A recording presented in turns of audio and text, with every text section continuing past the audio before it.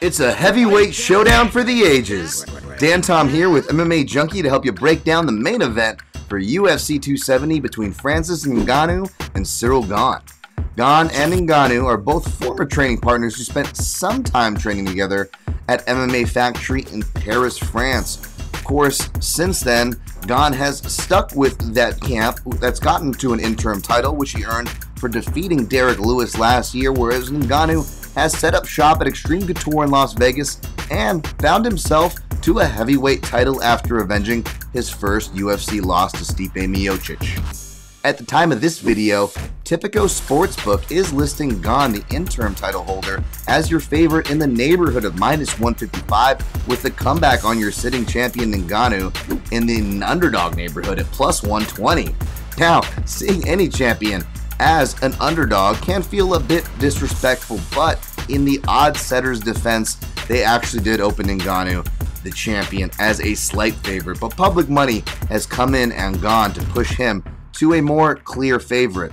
Now I can see why. Gane is a very unique heavyweight, very athletic, can move very well, fights from both stances, can set speeds and then change said tempo, fights from the clinch, can do a surprise takedown with a bit of a submission, leg locks, and other things in his repertoire from head and arm chokes to otherwise. He really is a complete fighter, and at heavyweight, that is such a premium. So I don't blame anybody for being high, much less picking Gane here.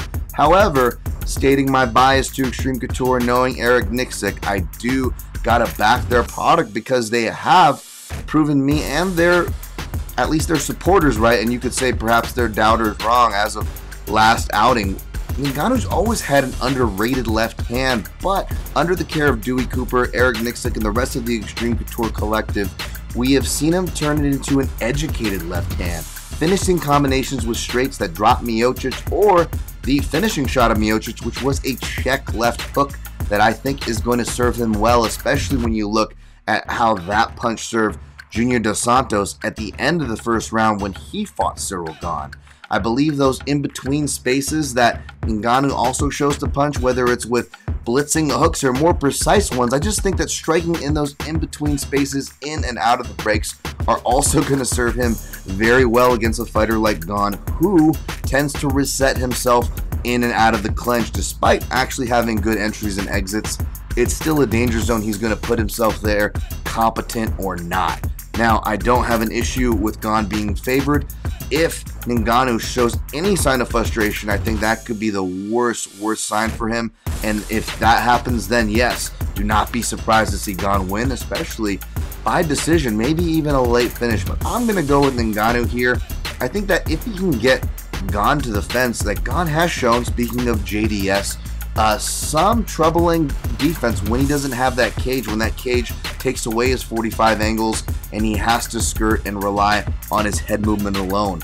I think that some corralling hooks, some uppercuts, maybe even a shifting hook a la Gaethje to Barbosa could be in play. I also think Ngannou's body work, leg work, and those targets I think are really going to be a smart focus.